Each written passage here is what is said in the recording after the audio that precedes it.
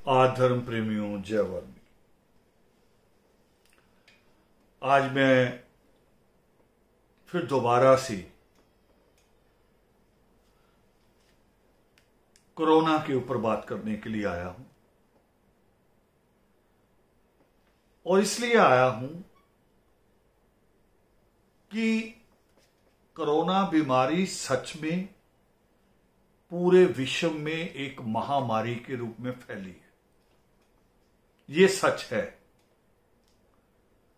मगर कोरोना महामारी उतनी खतरनाक नहीं है जितना खौफ लोगों के दिलों में बन गया।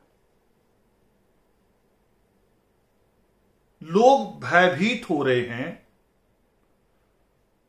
और मैं जो समझता हूं सबसे बड़ी बात कि महामारी, मेरी बात नोट कर लीजिए कि महामारी ये पहली नहीं है।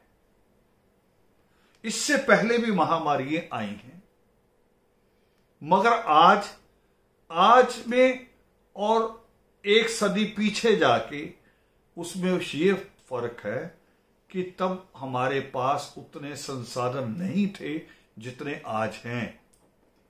यानी ये बात खुशनुमा है, इसको आप एक प्लस पॉइंट में मान के चलिए कि आज हमारे पास ज्यादा साधन है।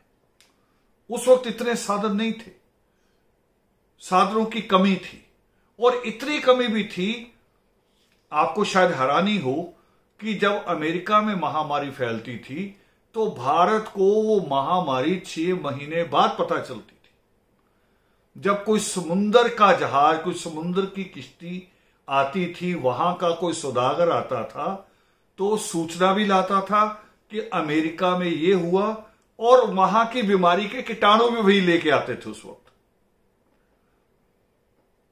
कीटाणु भी लाए और 6 महीने बाद पता चला। और उसमें हमारा एक माइनस पॉइंट ये था कि हम एक दूसरे की जो टेक्नोलॉजी, जो तरीका, मेडिसिन, डिसीज, हम उसको बांट नहीं सकते थे। आज तो हम बांट रहे हैं।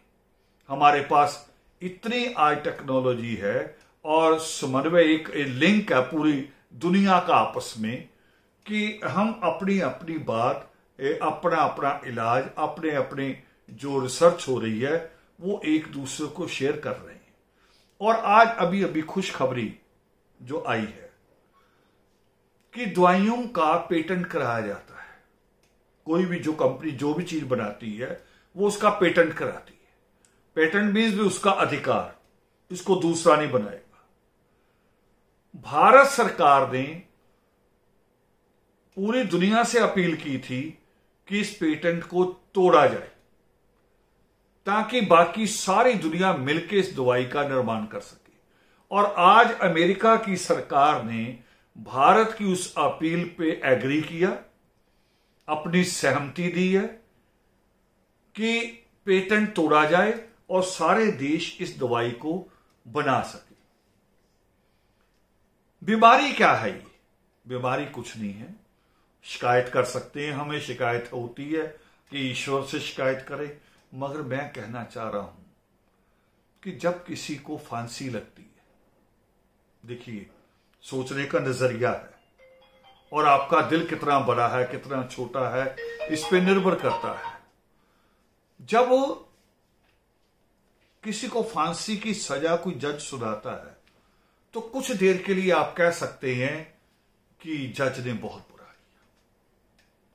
उसके बाद एक जल्लाद उसके फंदा गले में डाल के खींच देता है। हम कह सकते हैं कि जल्लाद बहुत बुरा, जल्लाद शब्द को ही हमने बुरा बना लिया, जबकि जल्लाद की कोई भूमिका नहीं है किसी को मारने में। जज की भी कोई भूमिका नहीं है किसी को फांसी लगाने में। असल में तो उस आदमी ने यह रास्ता खुद चुना। हमने कभी ऐसा सोचा? इस तरह से सोच नहीं रहे कि फांसी तक जाने का रास्ता तो उस आदमी ने खुद चुना है। जज ने तो वो किया है जो उस देश का कानून कहता है। उसने उस कानून के अनुसार काम किया। हां, वो रहा है कई बार जब देशों में क्रांतियां होती हैं, आजादी की लहर चलती है, तो उसमें कहीं कहीं बेईमानियां भी होती हैं और बहुत सारे निर्दोष लोगों को भी सजाएं हो जाती हैं। तो वो कभी कभार हो जाता है, मगर आम नेचुरल में नहीं। और उसके कभी कभार के कारण भी खोजने चाहिए, उसके कारण भी खोजने चाहिए। क्योंकि जो मैं देखता हूं कि जब भगत सिंह और राजगुरु सुखदेव की अगर बात करें फांसी की, तो इतिहासकारों ने लिखा कि उन्होंने फांसी के फंदे को चूमा, इतिहासकारों ने लिखा है। और उसका हमारे पास कोई बड़ा दूसरा आज के वीडियो जैसा कोई डॉक्यूमेंट नहीं है। मगर जब डॉक्यूमेंट्री जब हमारे पास आई है, हम सद्दाम को जब देखते हैं, तो सद्दाम को आपने देखा होगा जब उसे फांसी दी तो उसने मुंह पे कपड़ा डालने से मना कर दिया कि मुंह ढक के नहीं, डर के नहीं। यानी कुछ लोग उसे खुद भी चुनते हैं उस मार्ग को। तो ये बीमारी कोई बड़ी नहीं है, मगर चुनी आदमी ने, गलतियां इंसान की है और इंसान की उस गलतियों का परिणाम है। मगर एक बात मैं कहूंगा आपको कि जब 1 सदी पहले महामारियां आती थी, 4 सदी पहले महामारियां आती थी, तब भी जीतता कौन था? तब भी जीतता आदमी था। आज भी जीतेगा आदमी ही। ये केवल एक परिवर्तन है। परमेश्वर कहते हैं, हम नित्य में पढ़ते ना रोज, कि पतन उत्थान भी तेरे ही है चोज, परिवर्तित होते सदा ऋतु मास हर रोज। यह उस परमेश्वर का बनाया हुआ विधान है।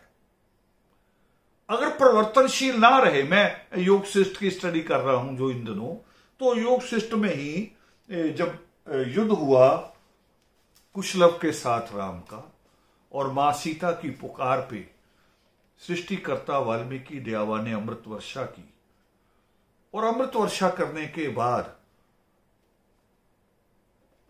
परमेश्वर ने राम से कहा कि तुम्हें एक कदम उठाने की जरूरत क्या थी।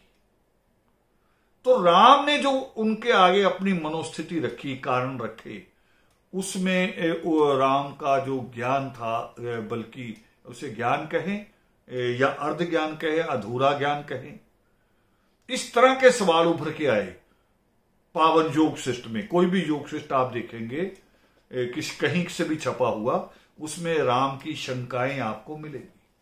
तो देखिए राम उसमें क्या कह रहे हैं। जैसे हिम रूपी व्रज कमल को नष्ट कर देता है, आंधी और उसके कण को क्षण भर में गिरा देती है। नदी जब उफान पे आती है तो अपने तट के किनारे लगे हुए बड़े बड़े विशाल पेड़ों को बहा ले जाती है। ये 3 मिसाल देने के बाद आगे राम क्या कहते हैं।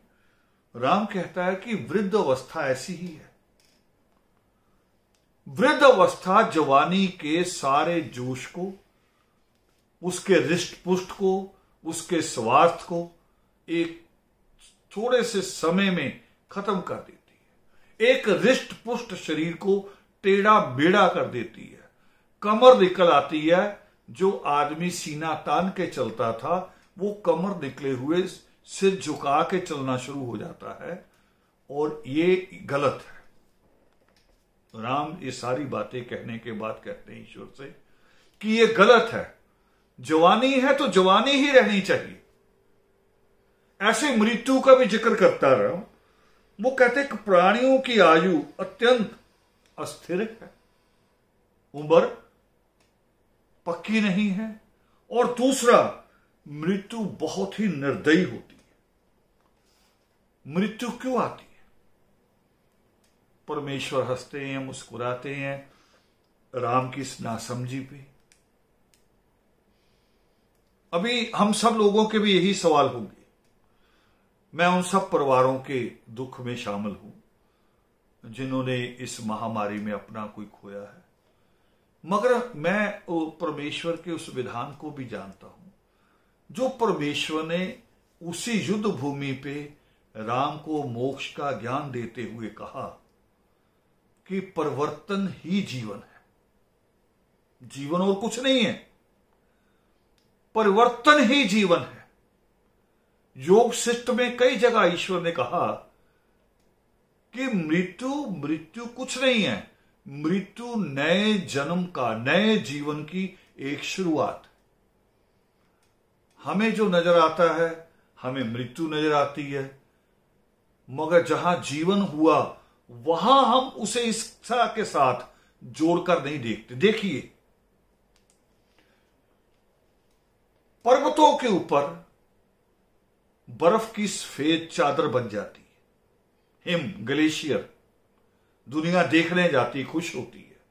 मगर हम अगर ये कह दें कि परमेश्वर, ये ग्लेशियर पिघलना नहीं चाहिए, ये यूं का त्यों बना रहना चाहिए, आज मैंने देखा है, कल को मेरी नस्लें देखने आएंगी, इसमें परिवर्तन नहीं होना चाहिए। जानते क्या होगा फिर? नदियां सूख जाएंगी। जब ग्लेशियर पिघलेगा नहीं तो नदी में पानी आएगा कहां से? वो जो निर्मल स्वच्छ पानी झरझर करता हुआ आता है नदी में, हमारे खेतों को हरा भरा करता है और हमारे घरों की ये रोशनी, लाइट जगमगाती है नदी के उसी पानी से, उसी बहाव से। अगर परमेश्वर हमारी बात मान ले, हम कम अकलों की बात मान ले कि ग्लेशियर पिघलेगा नहीं, सारी नदियां नहीं सूखेंगी, हमारा जीवन भी खत्म हो जाएगा।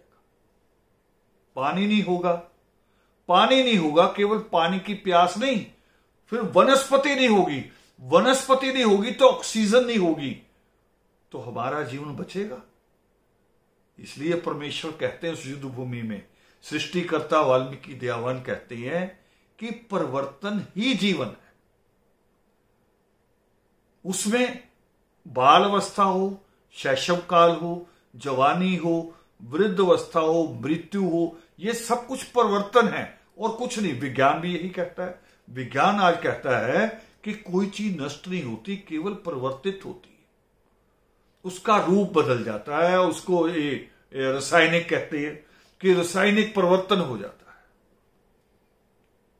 और उसी को परमेश्वर कहते हैं। अब ऑक्सीजन की बात मैंने कही तो आप सब लोगों से कहना चाहता हूं, जो भी सुन रहे हैं, ऑक्सीजन की कमी नहीं है, ऑक्सीजन की कमी बिल्कुल नहीं है।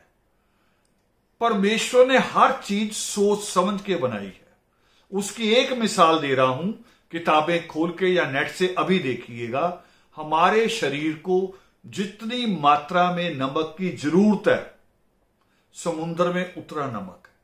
जितने हमारे शरीर को पानी की जरूरत है, तरल शरीर कितना है हमारा, लिक्विड, इस ग्लोब में उतना जल है और बाकी ठोस है। यानी 29% ये धरती, मिट्टी, पहाड़ नजर आते हैं, और जो सागर है 71% नजर आता है। यानी परमेश्वर ने बकायदा रेशो के अनुसार उसकी रचना की है।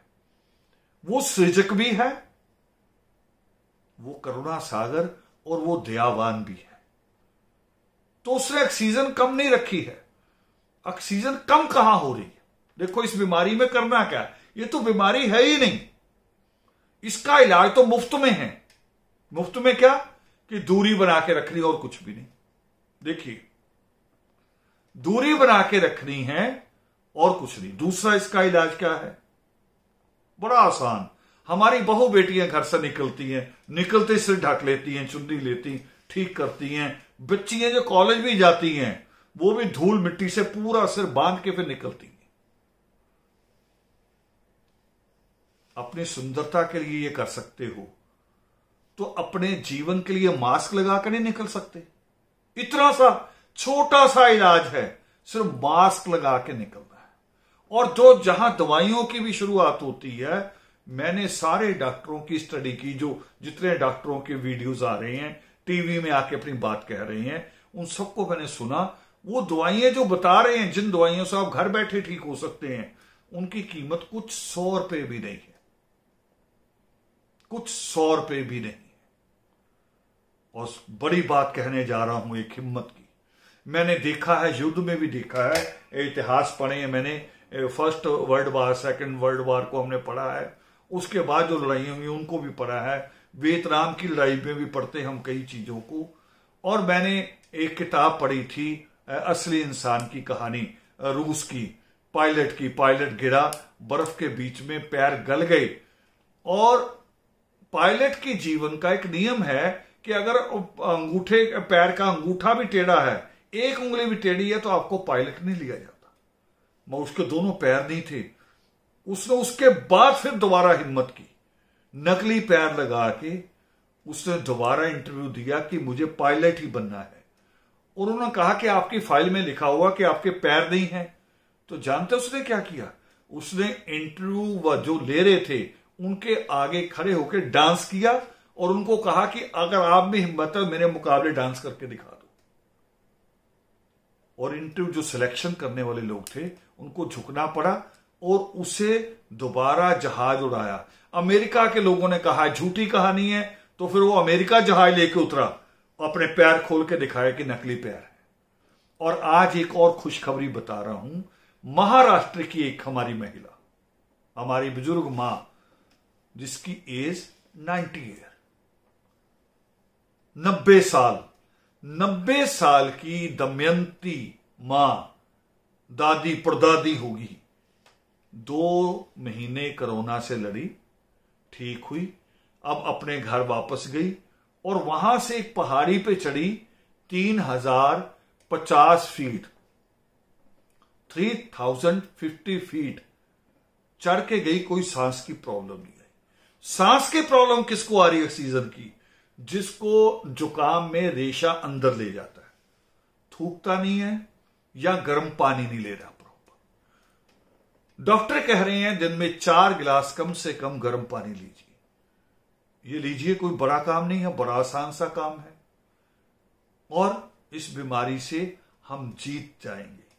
मैं दोबारा से कह रहा हूं, दुनिया में जब भी महामारी आई है, बड़ी सी बड़ी महामारी आई है, आज तो हमारे पास मोबाइल है, कंप्यूटर है, सैटेलाइट है, हम अपनी टेक्नोलॉजी को बांट रहे हैं। जब ये सारा कुछ नहीं था तब भी इंसान जीता और आज तो बहुत कुछ है। सिर्फ हिम्मत बना लीजिए, हौसला बना लीजिए। मैं युद्ध की बात कर रहा था, एक लाइन भूल गया कि युद्ध में कभी कभी सैनिक एक गोली से मारा जाता है, एक गोली से, और कभी कभी ऐसे सैनिक भी हैं, आप लोगों ने भी पढ़ा होगा, जिनको 8 गोली लगी पूरे शरीर में मगर जिंदा रहे। कारण एक ही था कि उनकी विल पावर मजबूत थी। वो कहते रहे बेड पे लेटे हुए भी कि मैं नहीं मरूंगा, और वो जीवित रहे।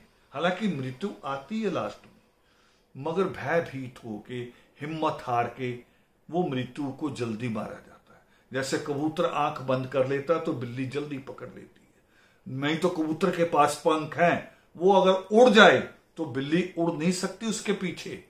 तो कोई महामारी इंसान के पीछा इतना नहीं कर सकती जितनी हिम्मत इंसान की है। इंसान हमेशा जीता है, अब भी जीतेगा। आप हौसला बना के रखिए। उस परमेश्वर ने आपको हिम्मत दी है, आपको ताकत दी है। वाल्मीकि शब्द में ल आधा इसीलिए है कि आधी रचना परमेश्वर ने की है, लोक परलोक की, आधी रचना इंसान करता है। और उस रचना में दवाइयां भी हैं, इलाज भी है, आपकी बिल्डिंगें भी हैं, आपके जहाज भी हैं, आपके सैटेलाइट भी हैं और आपके गीत और कविताएं भी हैं। तो मैंने बीच में बात की थी कि थोड़ा थोड़ा अपने मन को गीत संगीत में भी लगाइए। दिन बिताना है और लॉकडाउन लगभग सरकारों ने किया है। कुछ किताबें पढ़ने में समय लगाएं और टीवी में अगर देखना है तो न्यूज कम देखिए, ज्यादा वीडियो आ रही ये कम देखिए। कॉमेडी सीरियल जो हैं, जो परिवार के साथ बैठ के देखे जा सकते हैं, उन कॉमेडी सीरियल को देखिए। आप बिल्कुल रिष्ट पुष्ट रहेंगे, आपका परिवार ठीक रहेगा और परमेश्वर आप पे दया करेंगे। जय वाल्मीकि।